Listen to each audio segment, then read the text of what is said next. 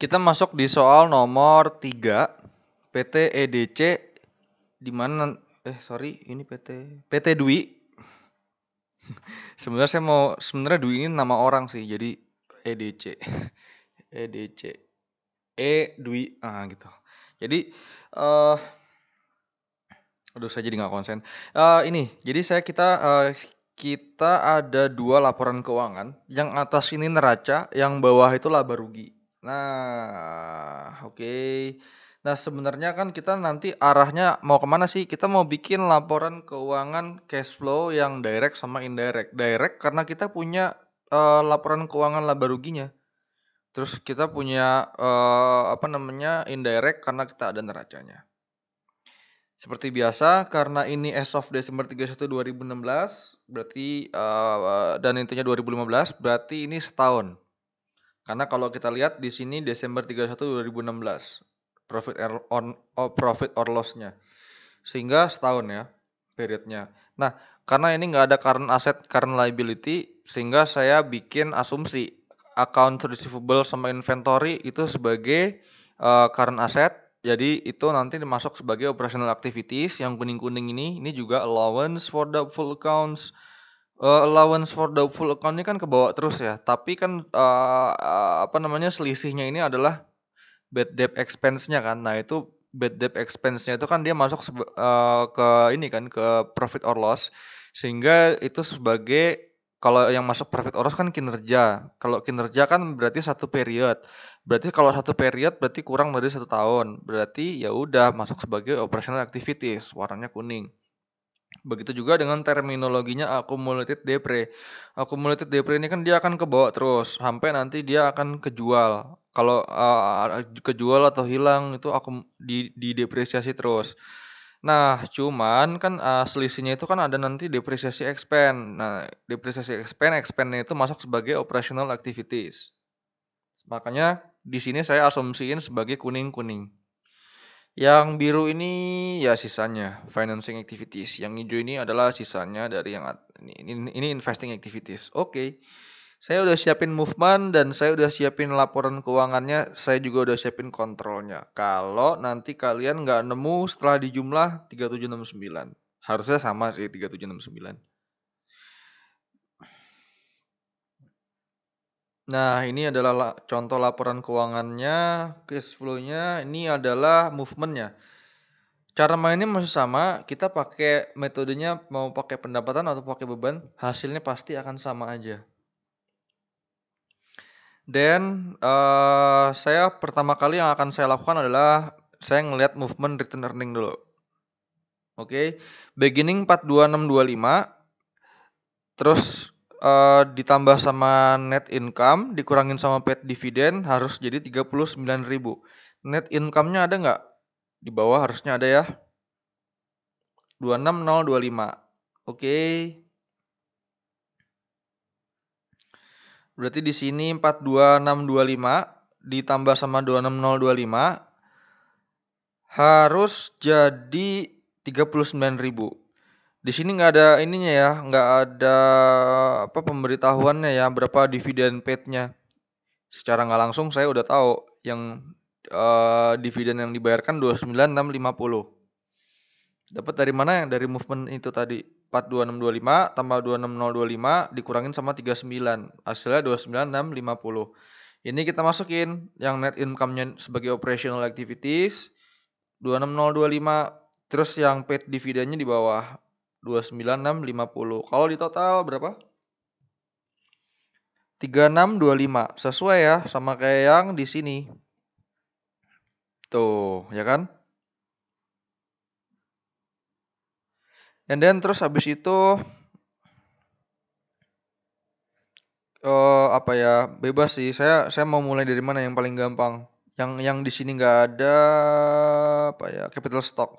Capital stock berarti saya mau pakai pendekatan atau beban? Pakai pendekatan pendapatan. Berarti ini dikurangin ini ya. 2016 kurang 2015. Ending kurangin beginning. 39.000. Kalau mau pakai pendekatan beban, berarti minus dalam kurung 117 dikurangin 156. Hasilnya kan minus. Minus ketemu minus plus 39, 49. Ya, masuk ke sana. Udah. Di mana? Di sini. Nih, di sini nih. Additional capital stock. Oke. Nah, ini kan ada additional info, ada catatan atas laporan keuangannya. Ada cukup banyak, ada 5. Nggak banyak sih, saya biasanya puluhan sampai ratusan. Kok jadi sombong sih? Ya enggak, itu cuman ya udahlah. Terus ini ada investment. Beginning investmentnya kan 38.500 ya toh, endingnya 22.250. Kita rumusin dulu pakai pendapatan. Berarti 16.250. Pakai beban sama juga, minus ketemu minus plus minus dalam kurung minus 16.250 plus jadinya ya. Nah, di sini ada informasi nih. Informasinya mana?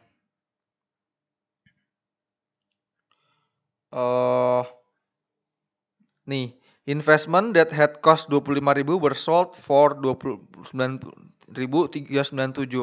Berarti gain ya.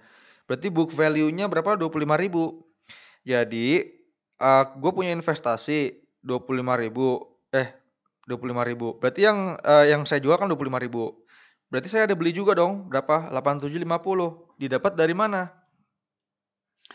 Didapat dari ini. Ini movement investasinya kan 16.250. Nah, saya harus bikin ini dong supaya 16.250 juga. Jadi purchase-nya 8750.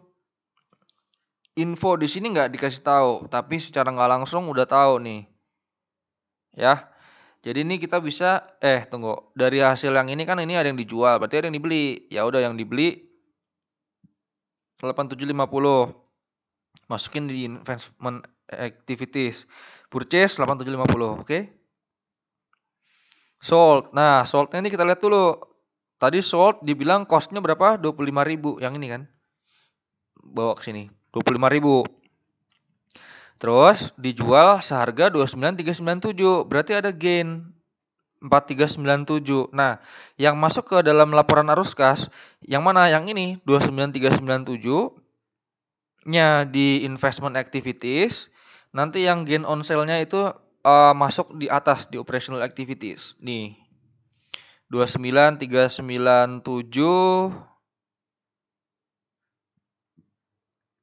Aduh, tadi mana? Sorry. Ini gainnya 4.397 ya, udah masuk di atas tuh.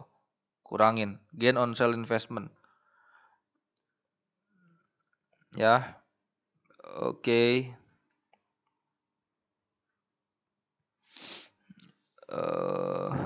Ya udah.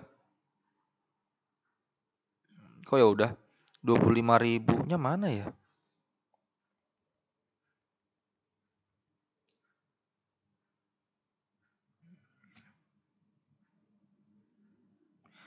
Ini nih, sorry gue lupa lagi. Sold on investment 29.397. Ya kan? 29.397. Aduh, udah malam. 29.397. Karena saya bikin videonya ini malam sih ya, karena kalau siang tuh karena rumahku kan dekat masjid. Bukan berisik, maksud aku sekarang lagi ada pembangunan masjidnya. Jadi ada suara-suara kentong-kentong. Jadi ya gimana ya? Saya buatnya malam. Ini jam berapa nih? Jam 1 ya. Jadi agak-agak ngantuk-ngantuk, sorry ya. Jadi tadi udah ketemu ya, ini 29.397 udah masuk. Jadi ini udah bisa kita ilangin satu-satu. Kita ilangin nih. Oranye warnanya, biar warna-warni. Ya. Ini udah bisa kita ilangin. And then terus ada lagi apa nih? Machinery that had cost 3.750, depreciated-nya 750 was sold for 1.826. Machinery. Kita lihat di sini machinery. Machinery beginning kan 18.750 dikurangin endingnya 33.232. Gimana movement-nya? Yuk. Machinery nih 18.750 33.232. Kalau dikurangin hasilnya 14.482 pakai pendapatan. Kalau pakai beban hasilnya minus dalam kurung 14.482. Terus yang sold-nya berapa? Kalau ada sold-nya berapa, ketahuan purchase-nya, kalau ketahuan purchase-nya, ketahuan sold-nya. Dead head cost 3750. Ya udah berarti yang apa namanya? Yang 3750 itu yang di sold 3750, yang purchase-nya 18232. Dari mana 18232? Dari movement ini. Kalau di total harus jadi 14482. Ya. Oke, jadi terus habis itu yang purchase-nya 18232. Nanti 3750-nya nanti kita hitung lagi. Nah, itu masuk di sini nih. Nah, machinery purchase 18232. Oke. Nah, yang sold-nya kita hitung ada gain-nya atau ada loss-nya. Coba kita lihat. Cost-nya kan 3750, ya kan? Terus dia bilang ada udah terdepresiasi, udah accumulated depreciation-nya udah 750. Nah, berarti NBV-nya kan 3000. Nah, tapi di sini ada informasi nih, loss on machinery, sale of machinery 1174. Jadi gue punya barang harga 3000 tapi dibeli sama orang 1826. Berarti kan gue ngakuin ada loss 1174. Kalau dari kasus dari tadi yang soal nomor 2 PT Elida kan itu kan gain ya. Kalau ini sekarang kita loss, berarti minus 1174. Nah, di mana yang 1826-nya ini masuk sebagai investing activities. Coba nggak percaya nih, coba munculin 1826. Nih, dia muncul nih. Terus loss-nya dimasukin di sini. Nih, kok gain sih?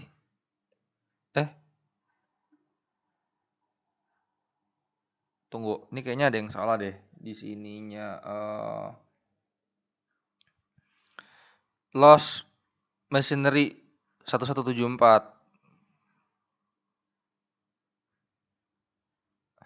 Oh, aku harusnya masukinnya di sini ya. Masukinnya di sini nih. Ini aku ini dulu deh. Sama aja gitu.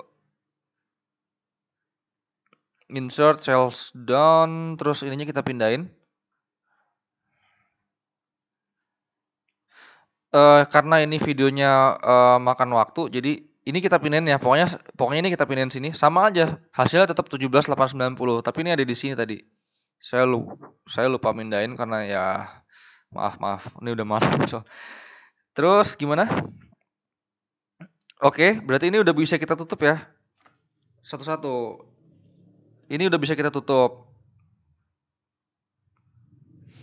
Terus yang sebentar ini yang ini nih, yang nomor 3 20% stock was declare 25.000 was capitalized. Itu gimana maksudnya? Mana. Sebentar. Ini kita harus hitung depresiasi expense dari machinery. Tadi kan machinery-nya yang akumnya depresiasinya berapa tadi? Machinery nih 2250 ya. Terus kan 5625. Tapi kan ada yang dijual sebesar 750. Ya. Jadi saya punya beginning-nya 2250. Tapi dari beginning itu kan dijual, berarti saya kurangin, berarti tandanya harusnya beda. Ini 2250 sama 750 ya. Ini minus, terus ini jadi plus. Nah, ini juga cuma ngikutin dari pendekatan beban atau pendapatan. Kalau pakai pendapatan ya tinggal 5625 dikurangi 2250. Iya, kenapa depreciation ininya di sininya plus? Ya karena itu tadi di awal saya punya 2250, tapi dalam posisi minus karena saya pakai pendapatan. Terus habis itu karena di dalam 2250 itu ada angka 750, jadi saya kurangin. Tandanya beda kan, 2250 sama plus 750. Jadi totalnya 4125. Masukin 4125. Oke, nah terus sekarang ada building. Ini di sini ya udah, berarti buildingnya cuman beli.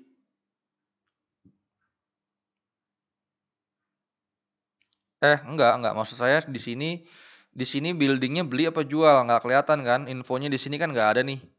Ya udah, berarti kalau buildingnya itu, Nambah ya, 56250 ke segini ya. Oh. Berarti saya ada beli building. Nih, edition building 11250 nih, tuh. 56250 dikurangin 67500. Depresiasi buildingnya gimana? Ya udah tinggal 14264 dikurangin 9000. Pendapatan. Metodenya ini kurangin ini. Udah 5264.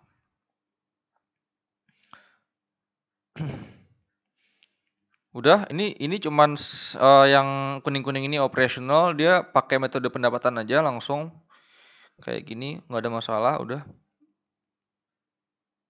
Udah jadi.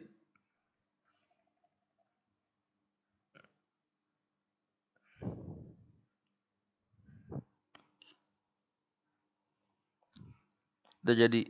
Ini tadi salah ini infonya ini. Bukan 2125 tapi 26 29650. Dah. Tadi net income-nya udah dapat. Net income the year was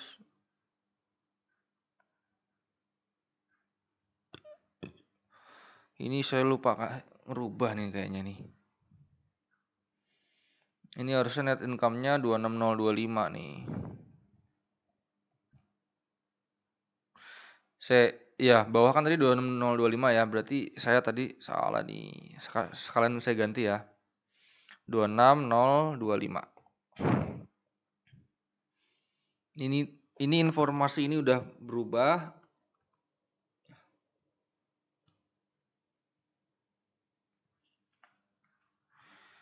Oke.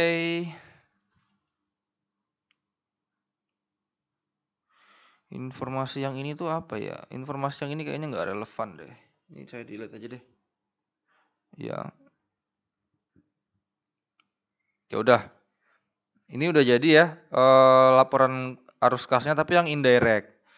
Lah terus gimana yang direct? Ya direct tinggal itu aja. Tadi kan udah saya kuning-kuningin yang di atas. Ya udah tinggal dibikin aja. Ini tuh movementnya. Movement biasa mau pakai pendapatan mau pakai beban.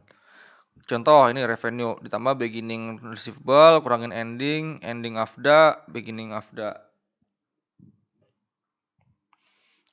AFDA-nya ada di sini ya di bawah ya. Tuh AFDA-nya ada di sini. Ya, 2250 dikurangin 1500. Nah, paling yang jadi isunya nanti gini. Ini kan tadi ada beli, ada jual ya, ada gain, ada loss, terus ada apa lagi tadi? Di sini nih. Nih. Ada gain, ada depresiasi mesin, ini semua harus dikurangin. So, jadi nanti di yang mana nih?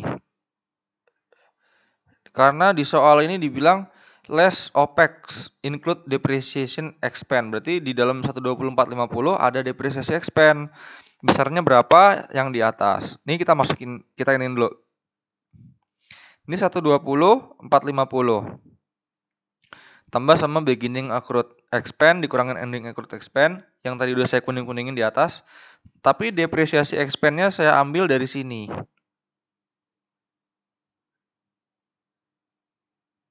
Nih. 5624 sama 4125. Iya kan? Yang ini. Ini udah saya hilangin nih. 9389. Ya. Jadi udah nggak masuk di operational expense. Udah hilang. Oke, jadi ini udah bisa kita kuningin yang ini 12450. Ini baik ini di soal ini dibilang include depreciation expense. Biasanya kalau di soal-soal yang kejam dosennya dia nggak kasih tahu. Ya udah asumsi gitu jatuhnya. Nah, ini ada gain on sale, investment sama loss on sale. Gain sama loss kan nggak ada ini non cash ya. Jadi ya sudah selesai sampai di situ.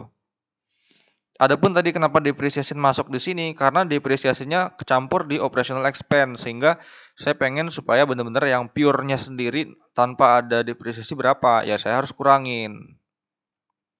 Udah, ini jawabannya 17.890 harusnya sama dengan ini. Ya. Terus satu lagi, kalau misalnya nih dalam amit-amit gitu kan, udah ngerjain ribet-ribet, tapi ternyata nggak balance. Nah, kalau nggak balance, kamu harus bikin namanya ini kontrol. Oh ya, ini tadi kan increase decrease ya. Ini increase-nya kan ini kurangin ini. Bener.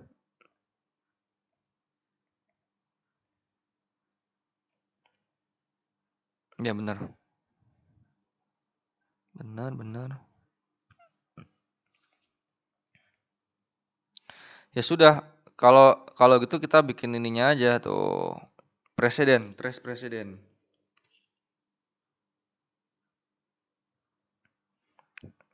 Kontrolnya.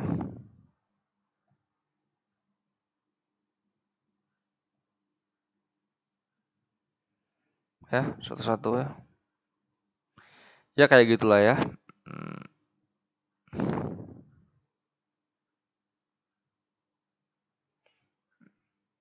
Ya, dimasukin juga. Tung. Oke.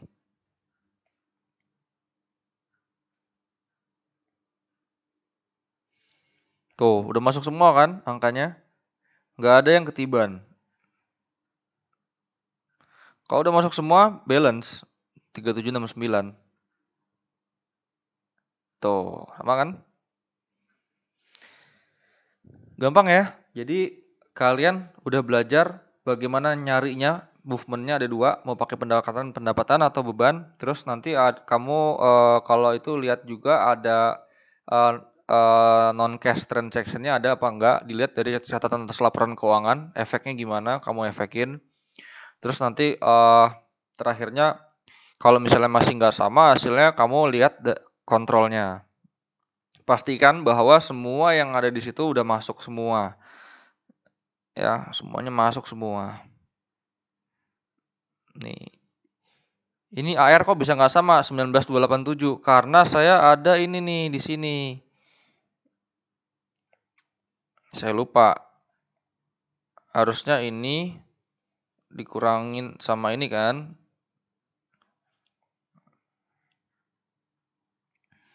Nih, ini tuh oh, gini. Ini kan balik lagi tadi bisa nggak ya?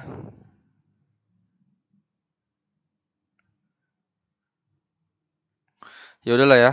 18537 aja ya nggak sama ya. 18357 itu karena ini sama ini loh. Kan sama nih 18537 juga kan. Ya.